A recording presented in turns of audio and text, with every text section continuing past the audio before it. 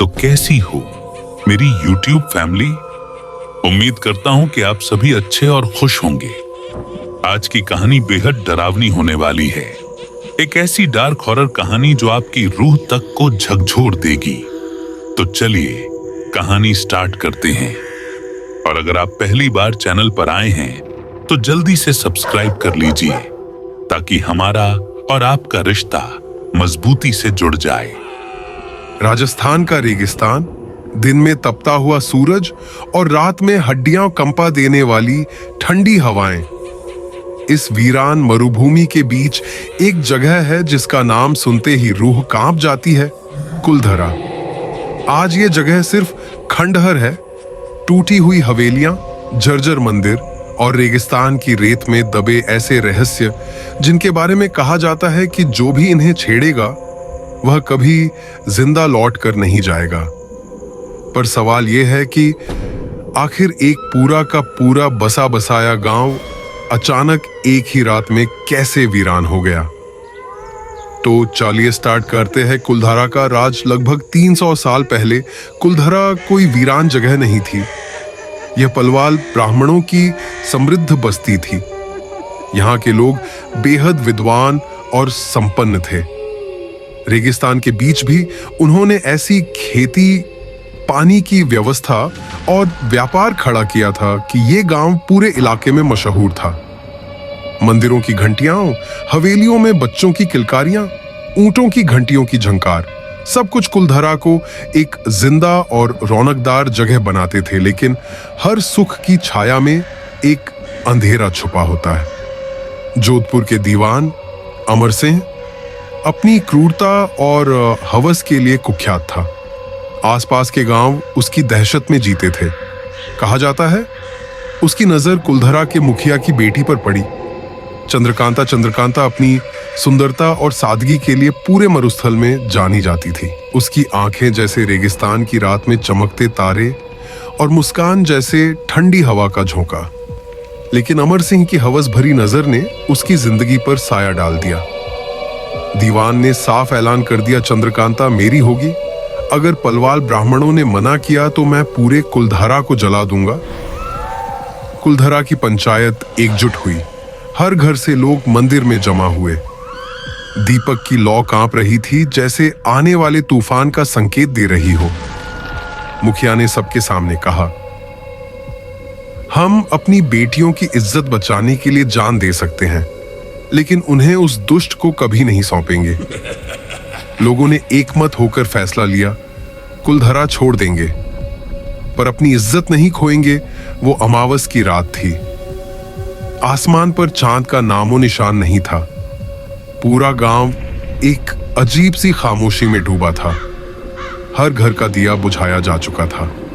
बच्चे अपनी मां की गोद में सिसक रहे थे और औरतें धीरे धीरे सामान बांध रही थीं। लेकिन जाने से पहले कुलधरा के ब्राह्मणों ने मंदिर में जाकर अग्नि प्रज्वलित की। वे सब मिलकर मंत्रोच्चारण करने लगे। उनकी आवाजें रात के सन्नाटे को चीर रही थी। कहा जाता है कि तभी गांव के मुखिया ने हाथ उठाकर कहा, हे कुलधरा, तू हमारी आत्मा है। आज हम तुझे छोड़कर जा रहे हैं, लेकिन तुझे कोई और कभी अपना घर नहीं बना पाएगा। जो भी यहां बसेगा उसका सर्वनाश होगा। फिर सबने एक स्वर में मंत्र पढ़ा और गांव को श्राप दिया।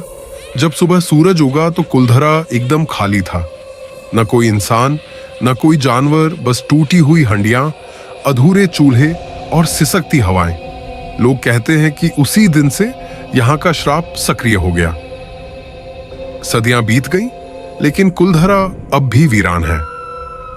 सरकार ने कई बार कोशिश की कि यहां लोग बसें, लेकिन जो भी हिम्मत करता उसे अजीब अजीब हादसे झेलने पड़ते। किसी का बच्चा अचानक बीमार होकर मर जाता, किसी की आंखें फूट जाती, किसी के घर में आग लग जाती। धीरे धीरे लोग समझ गए कि ये श्राप कोई साधारण श्राप नहीं है। स्थानीय लोग कहते हैं कि जब रात को कोई कुलधरा की गलियों में जाता है तो उसे अजीब आवाजें सुनाई देती हैं। औरतों की चीखें, बच्चों के रोने की आवाज, मंदिर से आती घंटियों की गूंज। कुछ लोगों ने दावा किया कि उन्होंने सफेद साड़ी पहनी औरतों को हवेली की खिड़कियों से झांकते देखा। ब्रिटिश काल में कुछ अफसरों ने यहां रात बिताने की ठानी। उन्होंने मजाक उड़ाते हुए कहा कि ये सब लोक कथा है, लेकिन सुबह उनमें से एक पागल हो चुका था। वह बार बार चीख रहा था। वो औरत, उसने मेरी आंखों में देखा। आग, सब जल गया। उसके बाद अंग्रेजों ने भी कुलधरा को ब्लैक लिस्टेड घोषित कर दिया। आज कुलधरा पर्यटन स्थल है। दिन में लोग आते हैं, तस्वीरें खींचते हैं, लेकिन जैसे ही सूरज ढलता है सब बाहर निकल जाते हैं, क्योंकि रात को यहां ठहरना मना है। एएसआई पुरातत्व विभाग ने साफ बोर्ड लगा रखा है, सूर्यास्त के बाद यहां रुकना वर्जित है। स्थानीय लोग कहते हैं कि यह चेतावनी सिर्फ औपचारिक नहीं है। रात होते ही गांव में वो सब जाग उठते हैं जो सदियों पहले यहां दबा छोड़ दिया गया था। राजस्थान के रेगिस्तान की तपती रेत के नीचे कई ऐसे राज दफन हैं जिन्हें उजागर करना इंसान की जिंदगी पर भारी पड़ सकता है। कुलधरा सिर्फ एक गांव नहीं था, बल्कि एक ऐसा जाल था जहां आत्माएं और श्राप इंसान के खून से खेलते थे। गांव वालों के अचानक गायब होने की घटना के बाद सदियां बीत गईं, लेकिन गांव का श्राप मिटा नहीं।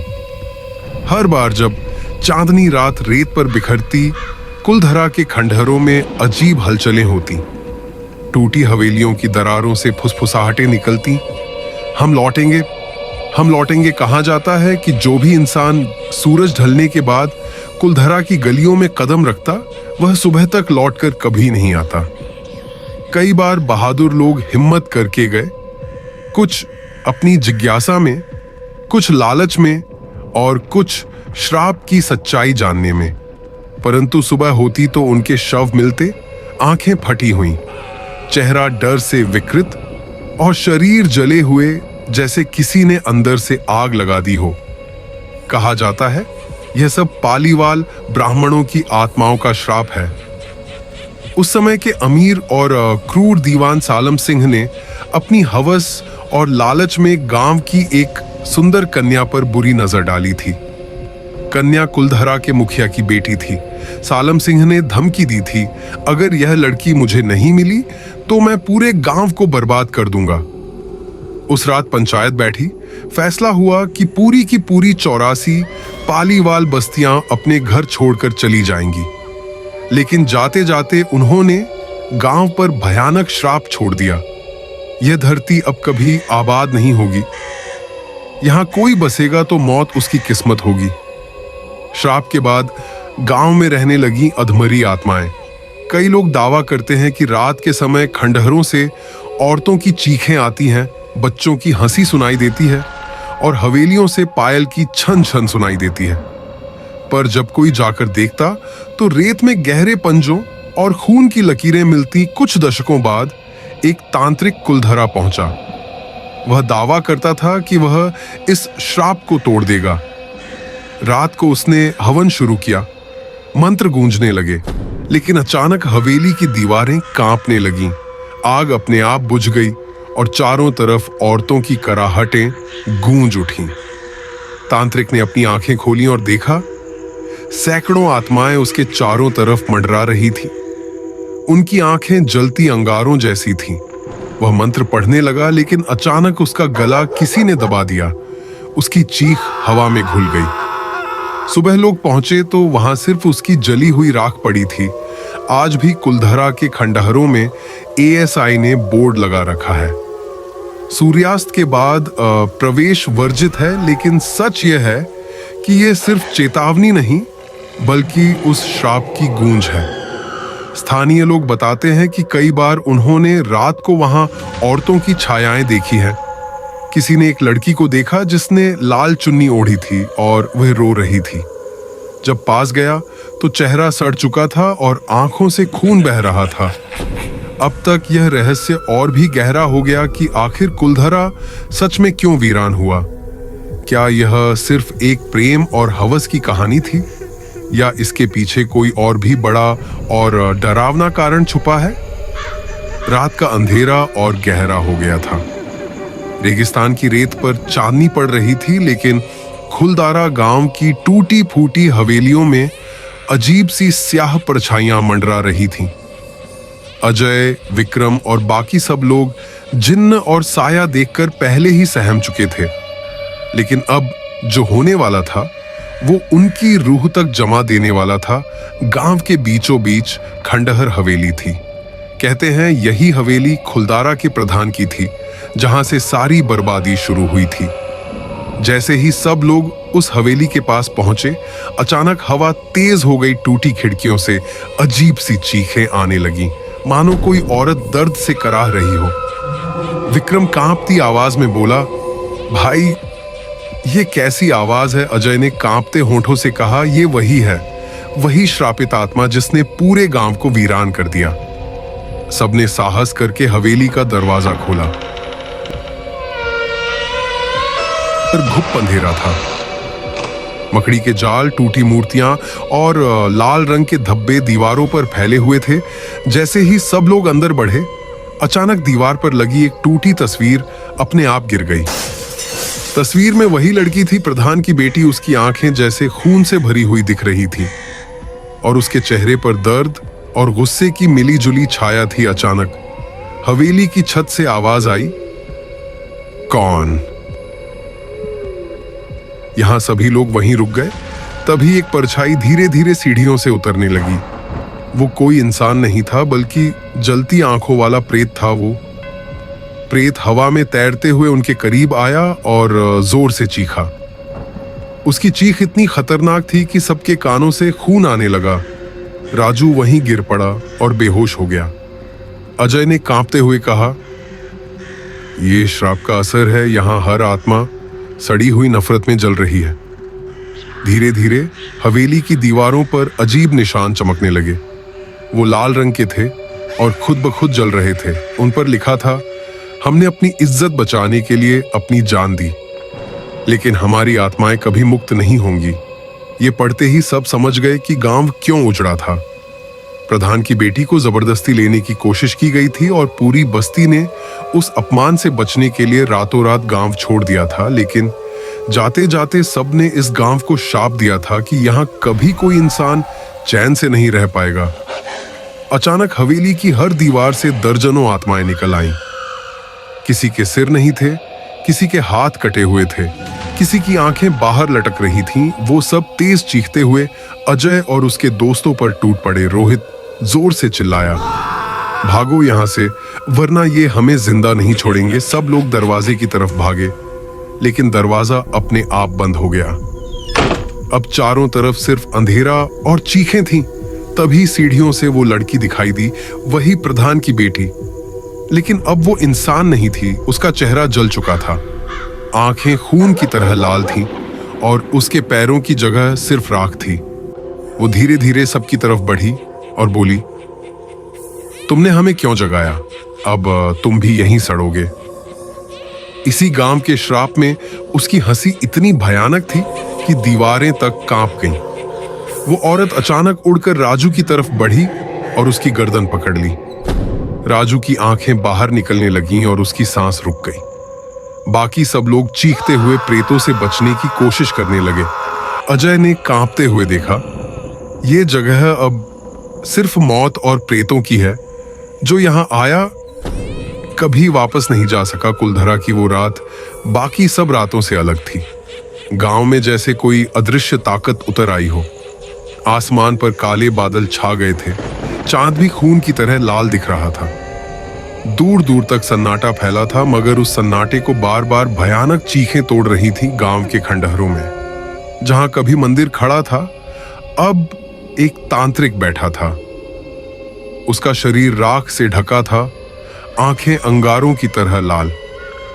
सामने हवन कुंड में काला धुआं उठ रहा था और उसमें से अजीब अजीब शक्लें बनकर हवा में गायब हो रही थीं। उसने मंत्र पढ़ते पढ़ते अपनी हथेली काटी और खून की बूंदें हवन कुंड में टपकाईं। उसी पल जमीन कांप गई और चारों ओर से भूत प्रेतों की परछाइयां निकल आईं। उनकी आंखें शून्य की तरह काली थीं और मुंह से खून टपक रहा था। रात में कुछ बहादुर लोग जो गांव के खंडहर देखने आए थे गलती से मंदिर के पास पहुंच गए।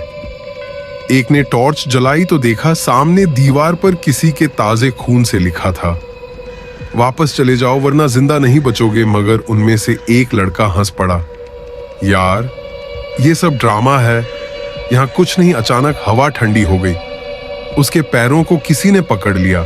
नीचे देखा तो जमीन से काले हाथ निकलकर उसे खींचने लगे। उसकी चीख आसमान फाड़ रही थी और अगले ही पल उसका शरीर बीच से 2 हिस्सों में बट गया। बाकी लोग भागे मगर खंडहरों की गलियां अनजाने भूल भुलैया जैसी हो गईं। हर रास्ता उन्हें वापस उसी मंदिर की ओर खींच रहा था। अब वो प्रेत परछाइयां इंसानों पर टूट पड़ी। किसी के गले को ऐसे नोच लिया कि पूरा सिर धड़ से अलग हो गया। किसी का सीना फाड़कर दिल बाहर निकाल दिया। खून चारों ओर बिखर गया और गांव की सूखी मिट्टी लाल हो उठी। तांत्रिक हंस रहा था, हा हा हा, यही है कुलधरा का शाप। जो भी इस गांव में कदम रखेगा उसका रक्त ही मेरी शक्ति बनेगा। उसकी हंसी इतनी भयावह थी कि सुनने वाले के कान से खून निकलने लगे। रात के उस हिस्से में आसमान पर अचानक बिजली चमकी और पूरे गांव में खंडहर जीवित हो उठे। पुराने घरों की टूटी खिड़कियों से लाल आंखें झांकने लगी। बंद दरवाजे अपने आप खुलकर धमाके से बंद होने लगे। एक औरत की भूतनी बाहर आई, चेहरा जला हुआ, बाल जमीन तक लटके हुए और आंखें खून की तरह लाल। वो भागते लोगों के पीछे पागलों की तरह हंसती और चीखती हुई दौड़ रही थी। किसी ने जब पलटकर देखा तो उसकी आंखों से ही खून बहने लगा और अगले ही पल वो जमीन पर तड़पकर मर गया। रात के उस दौर में कुलधरा का हर कोना खून से सराबोर हो चुका था। आत्माएं और तांत्रिक अपनी शक्ति के चरम पर पहुंच चुके थे। अब ये गांव सिर्फ वीरान नहीं बल्कि रक्त और आत्माओं का दरबार बन चुका था। जैसे जैसे मुझे डरावनी कहानियों के राज पता चलते हैं वैसे वैसे मैं उन्हें आप सबके लिए लेकर आता हूं। कुलधरा की रहस्यमयी और खून जमा देने वाली कहानी अभी अधूरी है और आगे जो होगा वो और भी ज्यादा डरावना होगा। तो देर मत करो, जल्दी से चैनल को सब्सक्राइब करो और हमारी हॉरर फैमिली का हिस्सा बन जाओ, ताकि जब मैं अगली बार और भी डरावनी कहानियां लेकर आऊं, जैसे कि निशी डाक जैसी सिहरन पैदा करने वाली दास्तानें, तो आप सबसे पहले सुन सको। तो मिलते हैं जल्दी ही एक और खौफनाक और डराने वाली कहानी के साथ।